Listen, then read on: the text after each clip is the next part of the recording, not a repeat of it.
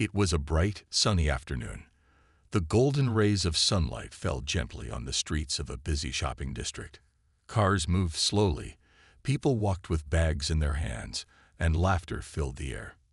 In the middle of all this, a little black girl named Amara, just 9 years old, stood quietly in front of a large glass window.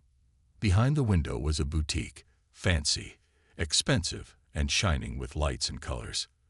But Amara wasn't looking at the lights. Her eyes were locked on one thing: a red dress. It wasn't just any dress. It sparkled under the lights. It looked like something a princess would wear, the kind of dress a girl dreams of. Amara's eyes were wide with wonder. She held a small white envelope tightly in her hand. Her fingers gripped it like it was her most precious thing. After a few moments, she took a deep breath and pushed the door open. A small bell rang as she stepped in. The boutique smelled of perfume and new clothes. Everything inside looked shiny and soft. White walls, golden racks, and glass displays. The place was quiet, too quiet. Behind the counter stood a woman. Her name was Miss Turner. She was wearing a tight black dress, her hair tied perfectly, and her lips painted a deep red. When she saw Amara, her smile disappeared. Her eyes narrowed, and she crossed her arms. Amara didn't notice. Her eyes were still on the red dress, now just a few feet away. She walked slowly toward it, almost afraid to breathe too hard. She looked at it like it was made of magic. Then, softly, she asked, "Excuse me, can I try this one, please?" Miss Turner stepped out from behind the counter. Her heels clicked on the floor like warning bells. "This dress?" she asked, her voice cold. "Are you lost, little girl?" Amara looked up, confused. "No, ma'am. I came to buy this for my birthday." The woman raised an eyebrow. "Buy it?" she said with a small laugh. "This dress costs more than your shoes." Amara looked down at her sneakers, old but clean. "I have money," she said quietly, and held out the envelope. Miss Turner didn't even look at it properly. She grabbed it from Amara's hands and opened it quickly. Inside was a birthday card with a little drawing on it, and tucked between the paper was a small black credit card. She stared at it for a second, but instead of asking questions, she threw the envelope and card on the floor. "You kids think this is a game," she snapped. "This place is not for your kind. Get out. Now." Amara froze. Her heart beat faster. Her cheeks turned red. She bent down to pick up the envelope and card, her small hands shaking. Near the fitting rooms, an older woman stood quietly, pretending to look at scarves. She watched everything with sad eyes. She didn't say a word, but her hands were tight around her purse. Amara picked up the envelope. She wanted to say something, but her voice wouldn't come out. She looked up one last time at the red dress. It still sparkled, but now it looked far away, like a dream slipping out of reach. Without another word, Amara turned and walked out of the boutique. The bell rang again as the door closed behind her. Outside, she stood on the sidewalk, her eyes filling with tears. She tried to wipe them away before anyone saw. She looked around for a quiet corner to sit. She didn't understand. She had come to buy a dress. She had money.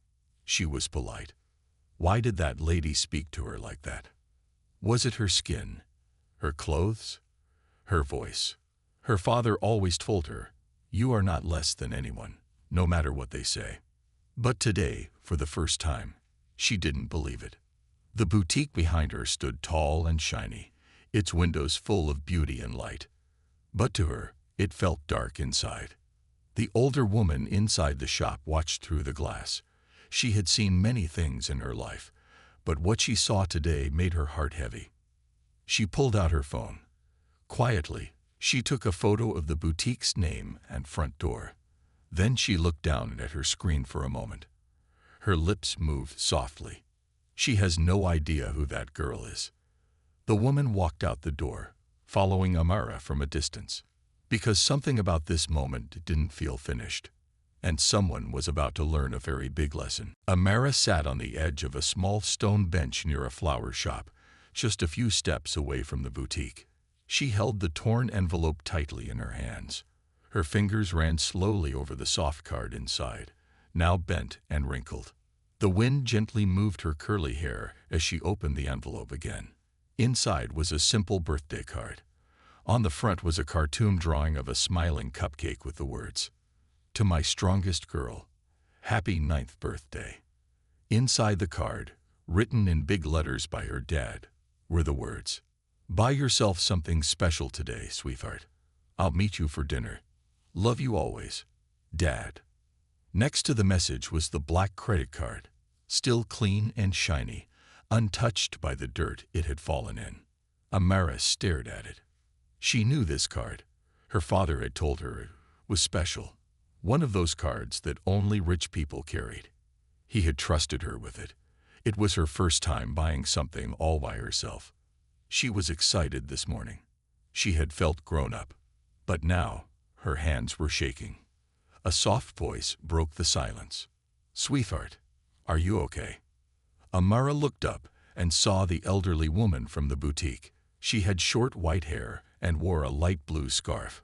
Her eyes were kind and warm, full of something Amara hadn't seen in the store, care.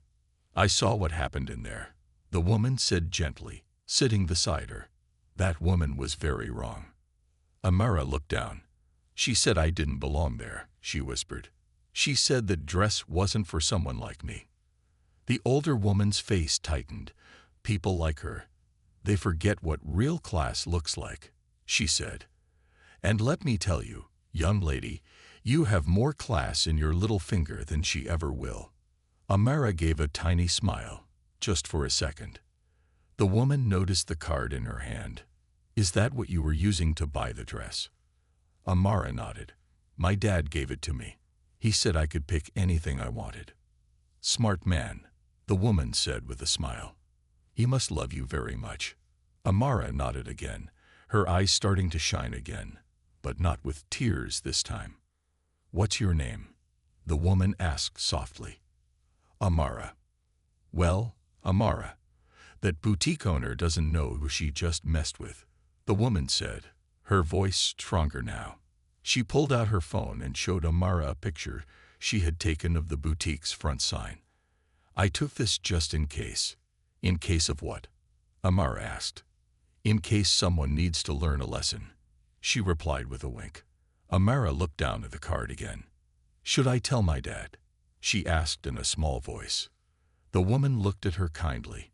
"You should always tell your dad the truth, and I think this is one of those times he'll want to know." Amara nodded slowly.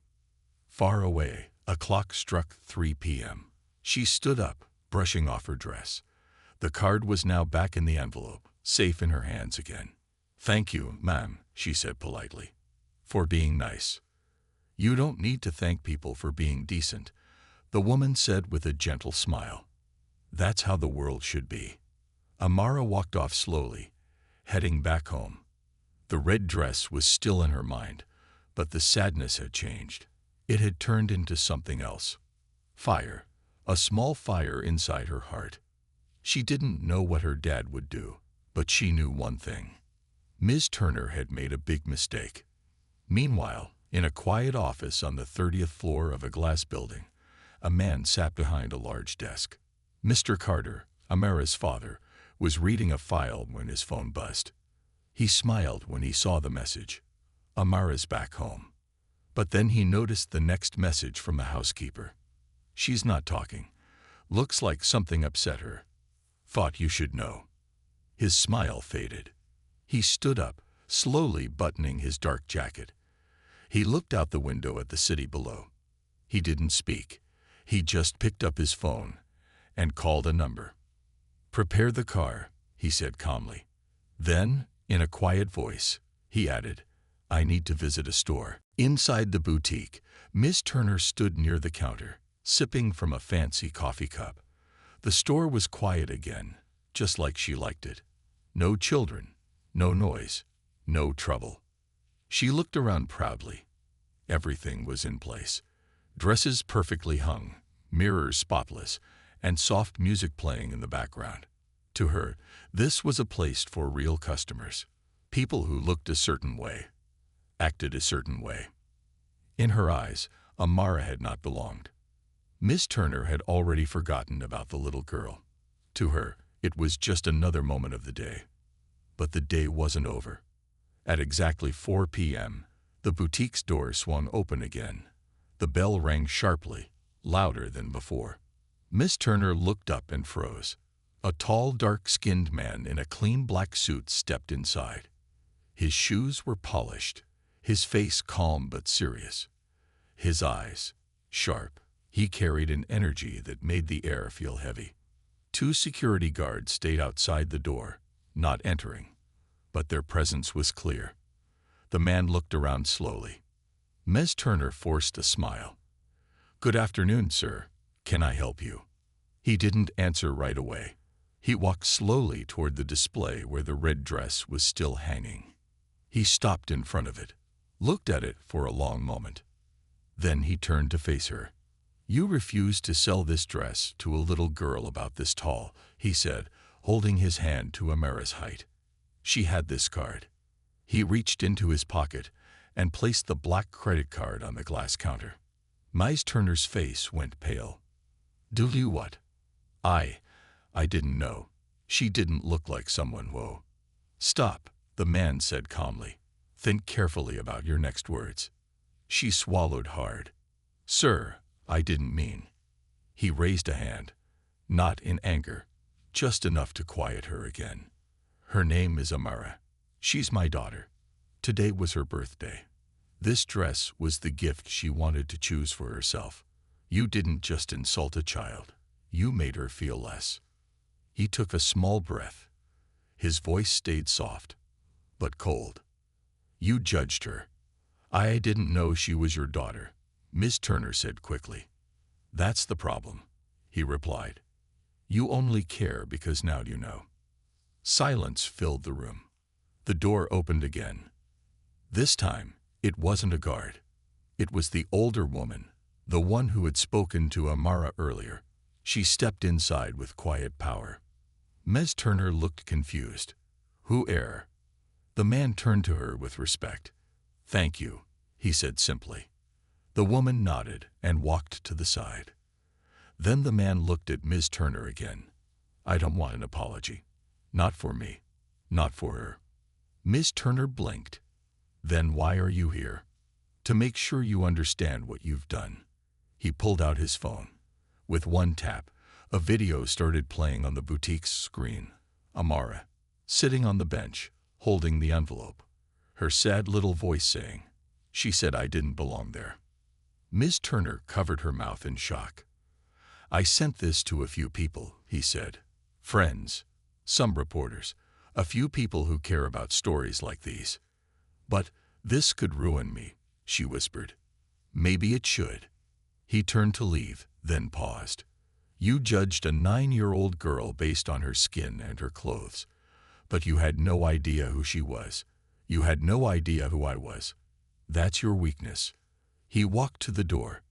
"Oh, and one more thing." He reached into his coat and placed a small wrapped box on the counter. "That's for her. She won't need to come back." Then he walked out, the bell ringing again, this time like a final warning. Back at home, Amara sat at the dinner table. Her dad walked in and kissed her head gently. "I got your dress," he said softly. Amara looked up. Her eyes lit up, confused. "How?" "I just asked nicely," he said with a smile. He handed her the box.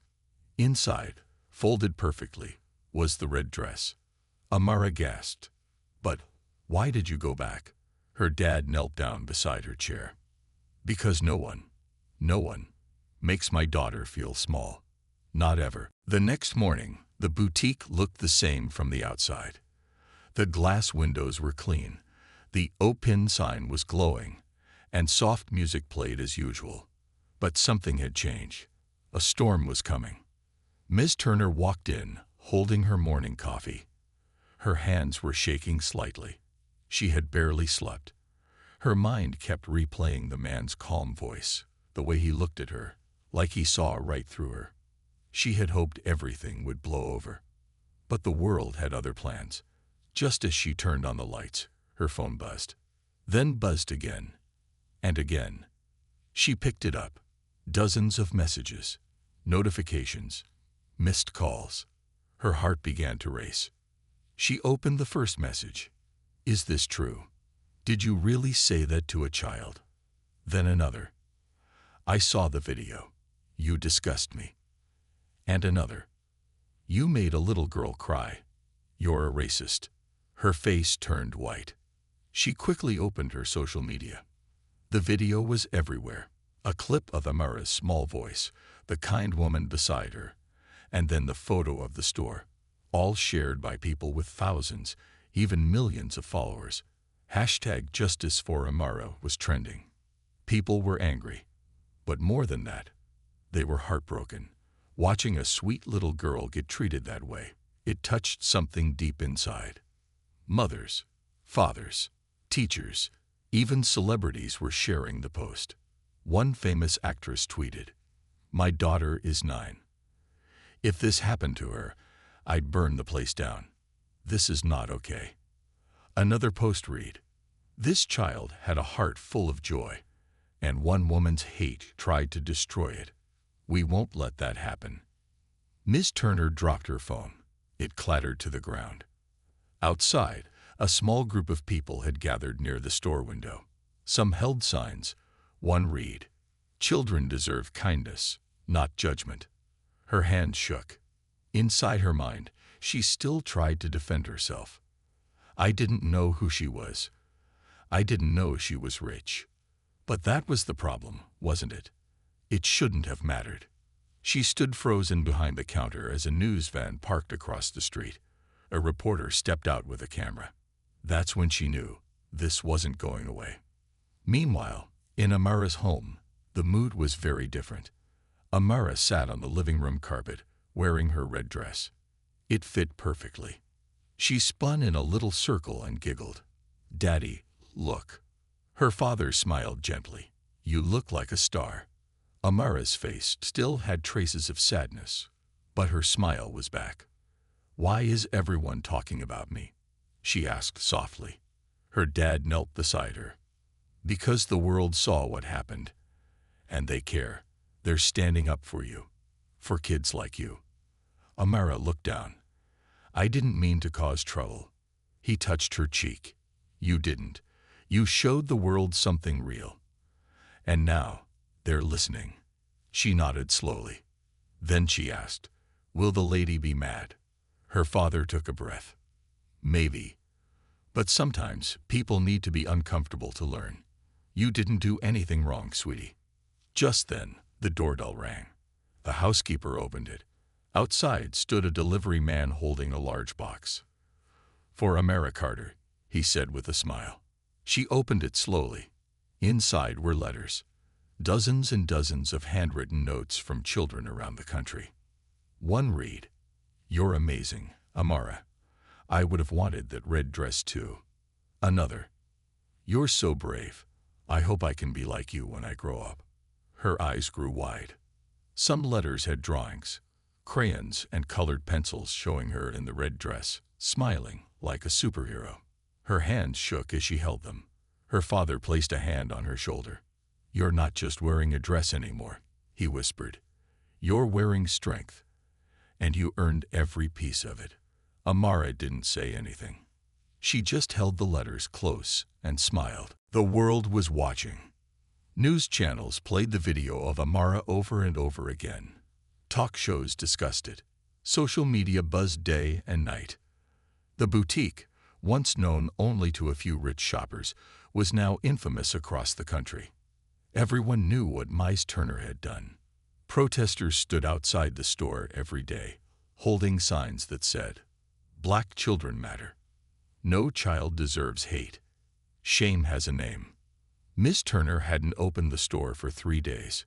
Curtains stayed shut. Lights remained off. She sat alone in her office, staring at the walls. She hadn't just lost customers. She had lost something far greater, respect. A reporter called, then another, and another.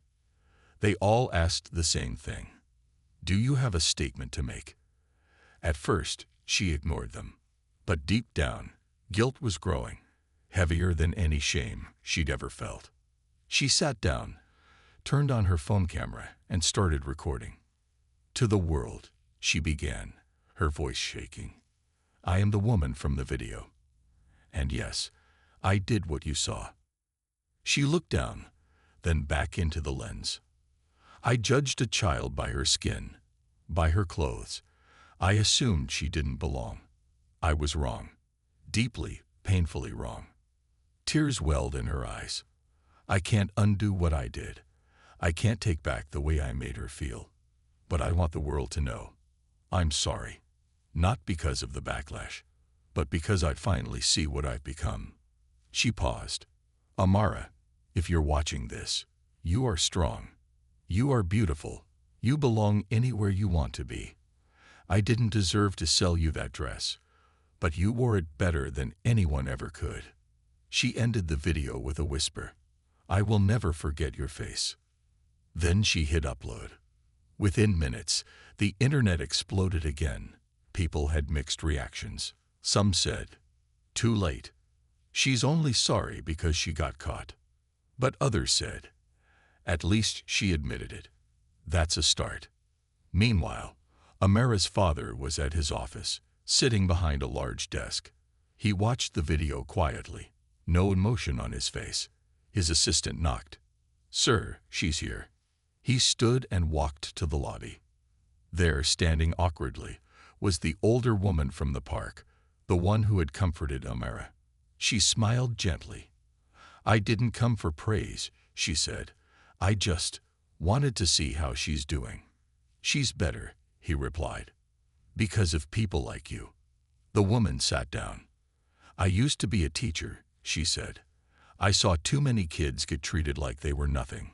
Some stayed quiet. But this time, someone listened. He nodded. This time, everyone listened. Later that evening, Amara sat in her room, drawing with her crayons.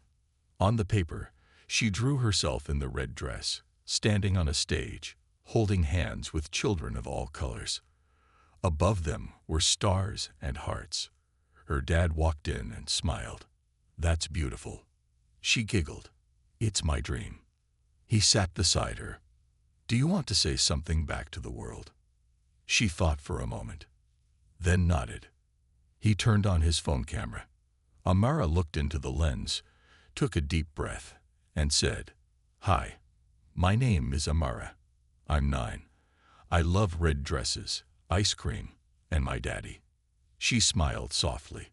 What happened to me was sad. But I don't want people to hate. I want them to learn. We're all special, even if we look different, even if we don't have fancy clothes. She looked down, then back up. I forgive her. I really do. Because if we don't forgive, we stay sad forever. She ended with a smile. And just like that, the world had heard her voice again. It had been a week since the video went viral. The noise of the internet was still loud, but something was different now. People weren't just angry. They were moved, inspired. Amara's video, her soft voice saying, I forgive her, had been shared more than the original video. People cried watching it. Teachers played it in classrooms. Parents showed it to their children. Some said it was one of the most powerful things they had ever seen. In a school hundreds of miles away, a little boy named Jaden watched the video with his class. He was the only black kid in the room. Sometimes, other kids made fun of his hair. Sometimes, they looked at him like he didn't belong. But as Amara spoke on the screen, Jaden sat a little taller. He smiled, because someone like him had stood up and been seen. After class, his teacher knelt beside him. You're important, Jaden, she said. Don't ever let anyone make you feel small. He nodded. For the first time, he believed it. In a boutique across the country, another store owner watched everything unfold. She was older, like Ms. Turner. She had always run her business a certain way, polite, but distant when customers didn't fit the image. She looked at herself in the mirror and whispered, "I don't want to become like her." That same day, she printed a sign and placed it in her store window. All children, all colors, all durems. And beneath it, a photo of Amara smiling in the red dress. Back in Amara's town, things were changing too. Ms. Turner's boutique was still closed. But next door, a new store was opening. It was bright and colorful, with a sign that read, "Amara's Closet, a boutique for every little dreamer." Amara's father didn't open it to get back at anyone. He opened it to create a space where no child would ever be made to feel small again. And on opening day, Amara stood at the front, cutting the red ribbon in her favorite red dress. She didn't say much. She just smiled. The crowd clapped. Some wiped tears from their eyes. One little girl ran up to Amara and hugged her. "You're the reason I wear pink now," she whispered. "I used to think I wasn't pretty enough." Amara hugged her back tightly.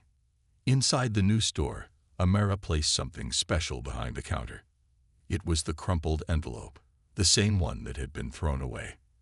It was clean now, framed in glass, with her name written on the front in neat handwriting. Underneath, a small sign read, "She came in with dreams. Now she helps others live theirs."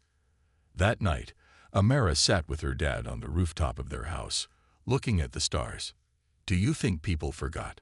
she asked quietly. Her father smiled. "No, they didn't forget. They grew." She thought for a moment, then looked up. "Do you think I'm famous now?" He laughed. "Maybe.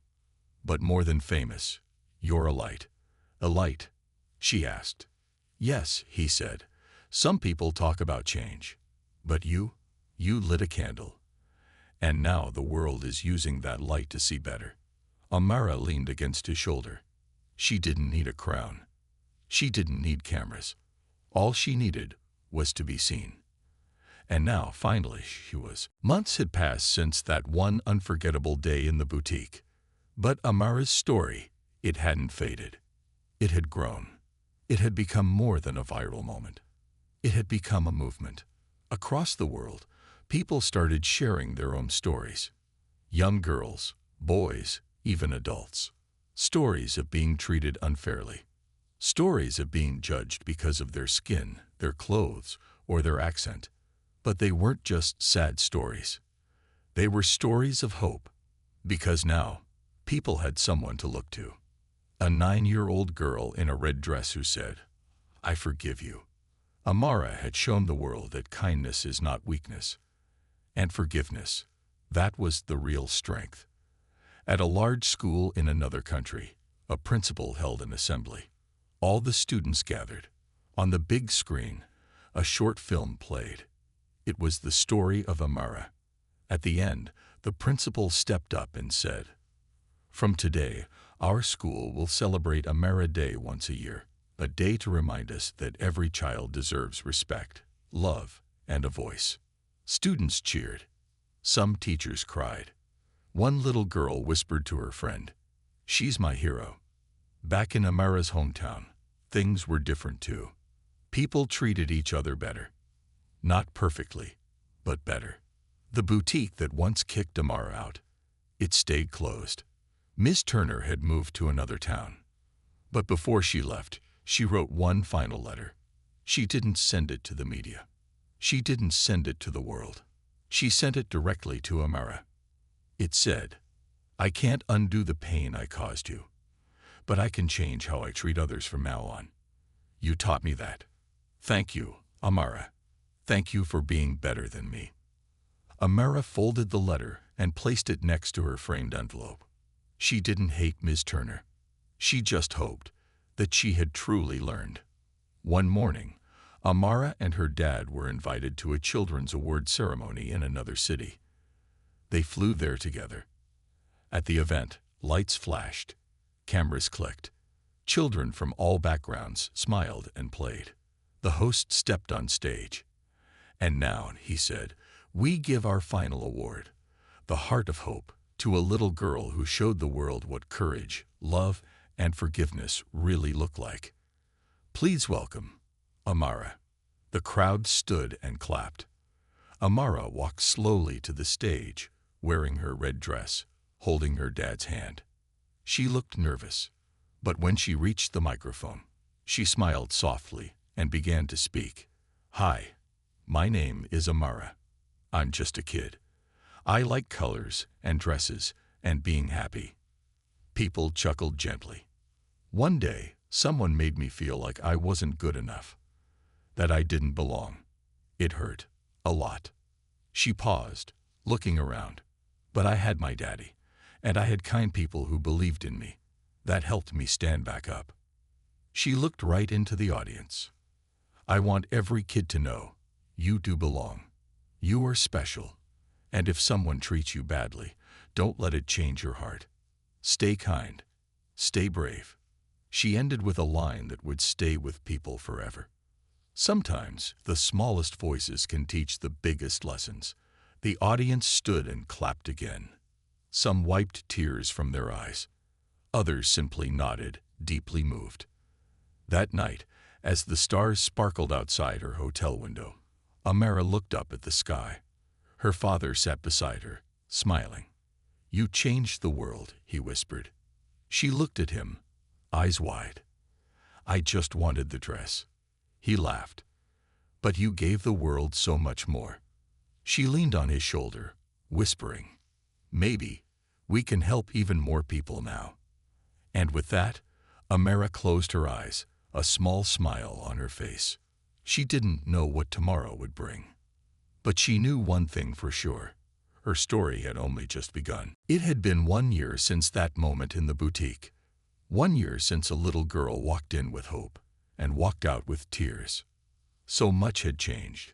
Amara was no longer just a little girl with a red dress. She had become a symbol, a name spoken with respect, a story shared across countries, languages, and generations. But even with all the fame, Amara remained the same kind-hearted child she always was.